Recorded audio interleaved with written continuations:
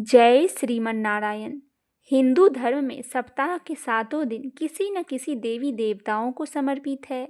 ऐसे में गुरुवार का दिन भी हिंदू धर्म में काफ़ी महत्व रखता है। गुरुवार को बृहस्पतिवार के नाम से भी जाना जाता है। गुरुवार का दिन भगवान विष्णु और देवताओं के गुरु बृहस्पति को समर्पित है।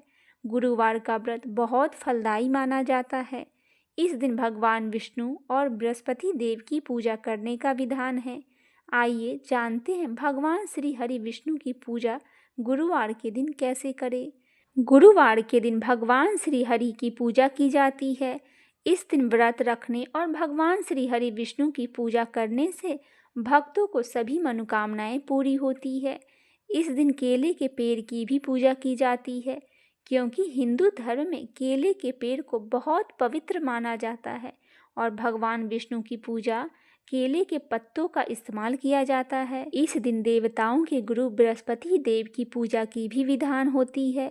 बृहस्पति देव को बुद्धि का कारक माना जाता है। इस व्रत को करने से बृहस्पति देव अति प्रसन्न होते हैं तथा धन और विद्या का लाभ होता है। आइए जानते हैं बृहस्पतिवार व्रत की शुरुआत कब करना चाहिए।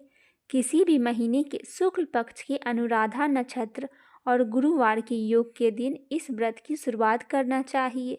नियमित 7 व्रत करने से गुरु ग्रह उत्पन्न होने वाला अनिष्ट नष्ट हो जाता है।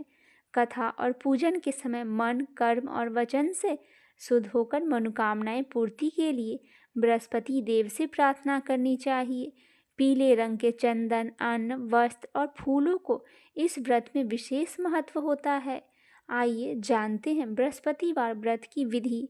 सूर्योदय से पहले उठकर स्नान आदि से निवृत्त होकर पीले रंग के वस्त्र पहनने चाहिए। शुद्ध जल छिड़क कर पूरा घर पवित्र करें। घर के ही किसी पवित्र स्थान पर बृहस्पतिवार की मूर्ति या चित्र स्थापित करें। तत्पश्चात पीत वर्ण के गंध, पुष्प और अक्षत से विधि विधान से पूजन करें। इसके बाद मंत्रों का जाप करें। धर्म, शास्त्र, अर्थ और ज्ञान के दर्शन के ज्ञाता, हे देवताओं के आचार्य, हे अचिंत्य, हे नाना प्रकार के दुखों को दूर करने वाले, मैं आपको नमस्कार करती हूँ। तत्पश्चात आरती कर व्रत कथा सुने। इस व्रत में एक समय ही भोजन किया जाता है। बृहस्पतिवार के व्रत में केले के वृक्ष की पूजा की जाती है। स्त्रियों के लिए यह व्रत अति आवश्यक माना गया है। आइए सुनते हैं बृहस्पतिवार व्रत की कथा। प्राचीन समय की बात है। एक नगर में एक बड़ा व्यापारी रहता था। वह जहाज़ों में माल लदवाकर दूसरे देशों में भेजा करता था। वह जिस प्रकार अधिक धन कमाता था, उसी प्रकार जी खोलकर दान भी करता था, परंतु उसकी पत्नी अत्यंत कंजूस थी। वह किसी को एक दमड़ी भी नहीं देने देती थी। एक बार सेठ जी जब दूसरे देश व्यापार करने गए तो पीछे से बृहस्पति देव ने साधु के वेश में उसकी पत्नी से भिक्षा मांगने आए। व्यापारी की पत्नी बृहस्पति देव से बोली, हे साधु महाराज, मैं इस दान और पुण्य से तंग आ गई हूँ। आप कोई ऐसा उपाय बताइए जिससे कि मेरा सारा धन नष्ट हो जाए और मैं आराम से रह सकूं। मैं यह धन लुटता हुआ नहीं देख सकती। बृहस्पति देव ने कहा, हे देवी, तुम बड़ी विचित्र हो। संतान और धन से कोई दुखी होता है? अगर अधिक धन है तो इसे शुभ कार्य में लगाओ। कुंवारी कन्याओं का विवाह करवाओ। विद्यालय और बाग बगीचे का निर्माण करवाओ। ऐसे पुण्य कार्य करने से तुम्हारा लोक और परलोक सार्थक हो सकता है। परंतु साधु की इन बातों से व्यापारी की पत्नी को खुशी नहीं हुई। उसने कहा, मुझे ऐसे धन की आवश्यकता नहीं है जिसे मैं दान दूं। तब बृहस्पति देव बोले, यदि तुम्हारी ऐसी ही इच्छा है तो तुम एक उपाय करना। 7 बृहस्पतिवार घर को गोबर से लीपना। अपने केशों को पीली मिट्टी से धोना। केशों को धोते समय स्नान करना। व्यापारी से हजामत बनाने को कहना। भोजन में मांस मदिरा खाना। कपड़े अपने घर पर धोना। ऐसा करने से तुम्हारा सारा धन नष्ट हो जाएगा। इतना कहकर बृहस्पति देव अंतर्ध्यान हो गए। व्यापारी की पत्नी ने बृहस्पति देव के कहे अनुसार 7 बृहस्पतिवार वैसा ही करने का निश्चय किया। केवल 3 बृहस्पतिवार बीते थे कि उसकी समस्त धन संपत्ति नष्ट हो गई और वह परलोक सिधार गई। जब व्यापारी वापस आया तो देखा कि उसका सब कुछ नष्ट हो चुका है। उस व्यापारी ने अपनी पुत्री को सांत्वना दी और दूसरे नगर में जाकर बस गया। वह वहाँ जंगल में लकड़ी काट कर लाता और शहर में बेचता। इस तरह वह अपना जीवन व्यतीत करने लगा। एक दिन उसकी पुत्री ने दही खाने की इच्छा प्रकट की, लेकिन व्यापारी के पास दही खरीदने के पैसे नहीं थे।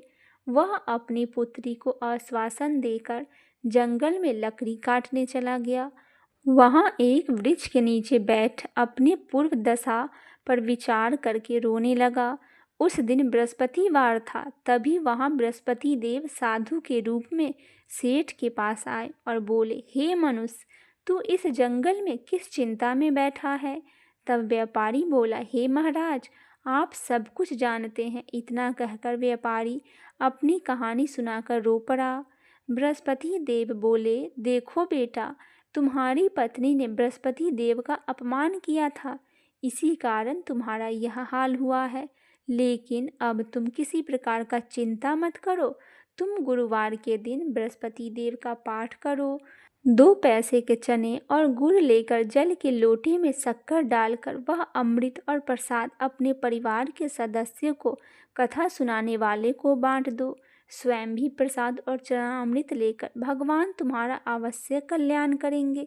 साधु की बात सुनकर व्यापारी बोला, महाराज, मुझे तो इतना भी नहीं बचता कि मैं अपनी पुत्री को दही लाकर दे सकूं।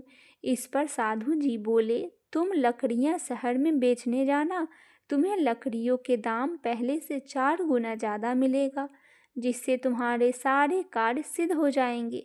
उसने लकड़ियां काटी और शहर में बेचने के लिए चल पड़ा। उसकी लकड़ियां अच्छे दामों में बिक गई, जिससे उसने अपनी पुत्री के लिए दही लाया और गुरुवार की कथा हेतु चना गुड़ लेकर कथा के और प्रसाद बांटकर स्वयं भी खाया। उस दिन उसकी सभी कठिनाइयां दूर होने लगी, परंतु अगले बृहस्पतिवार को वह कथा करना भूल गया।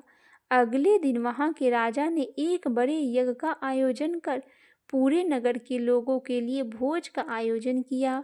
राजा की आज्ञा अनुसार पूरा नगर राजा के महल में भोज करने गया, लेकिन व्यापारी और उसकी पुत्री तनिक विलंब से पहुँचे। अतः उन दोनों को राजा के महल में ले जाकर भोजन कराया। जब वो दोनों लौट कर आए तब रानी ने देखा कि उसकी खूंटी पर टंगी हार गायब है। रानी को व्यापारी और उसकी पुत्री पर संदेह हुआ। उसका हार उन दोनों ने ही चुराया है।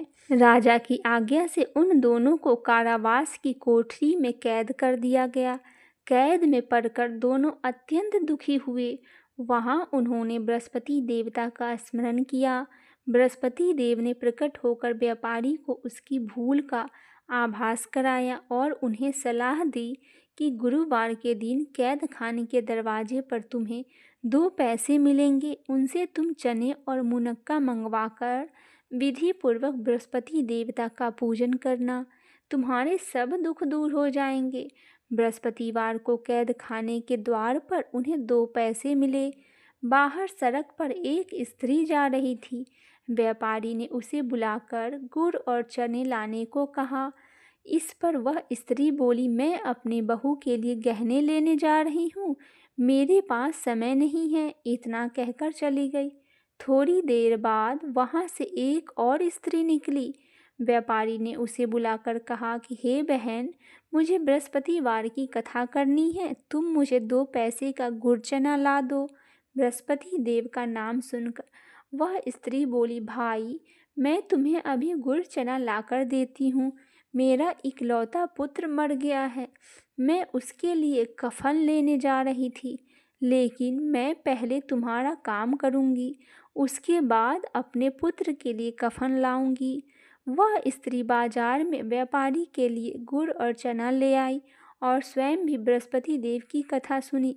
कथा के समाप्त होने पर वह स्त्री कफन लेकर अपने घर गई। घर पर लोग उसके पुत्र की लाश को राम नाम सत्य है कहते हुए शमशान ले जाने की तैयारी कर रहे थे। स्त्री बोली, मुझे अपने लड़के का मुख देख लेने दो। अपने पुत्र का मुख देखकर उस स्त्री ने उसके मुख में प्रसाद और चना अमृत डाल दिया। प्रसाद और चना अमृत के प्रभाव से वह पुनः जीवित हो गया। पहली स्त्री जिसने बृहस्पति देव का निरादर किया था, वह जब अपने पुत्र के विवाह हेतु पुत्र वधू के लिए गहने लेकर लौटी और जैसे ही उसका पुत्र घोड़ी पर बैठकर निकला, वैसे ही घोड़ी ने ऐसी उछाल मारी कि वह घोड़ी से गिरकर मर गया। यह देखकर स्त्री रो रो कर बृहस्पति देव से क्षमा याचना करने लगी। उस स्त्री का याचना से बृहस्पति देव साधु वेश में वहां पहुंचकर कहने लगे, देवी, तुम्हें अधिक विलाप करने की आवश्यकता नहीं है। यह बृहस्पति देव का अनादर करने के कारण हुआ है। तुम वापस जाकर मेरे भक्त से क्षमा मांगकर कथा सुनो, तभी तुम्हारी मनोकामनाएं पूरी होगी। जेल में जाकर उस स्त्री ने व्यापारी से माफ़ी मांगी और कथा भी सुनी। कथा के उपरांत वह प्रसाद और चना अमृत लेकर अपने घर वापस गई। घर आकर उसने चनामृत अपने मृत पुत्र के मुख में डाला। चना अमृत के प्रभाव से उसका पुत्र जीवित हो उठा। उसी रात बृहस्पति देव राजा के सपने में आए और बोले, हे राजन, तूने जिस व्यापारी और उसकी पुत्री को जेल में कैद कर रखा है, वह बिल्कुल निर्दोष है। तुम्हारी रानी का हार वहीं खूंटी पर टंगा है। दिन निकला तो राजा रानी ने हार खूंटी पर लटका हुआ देखा।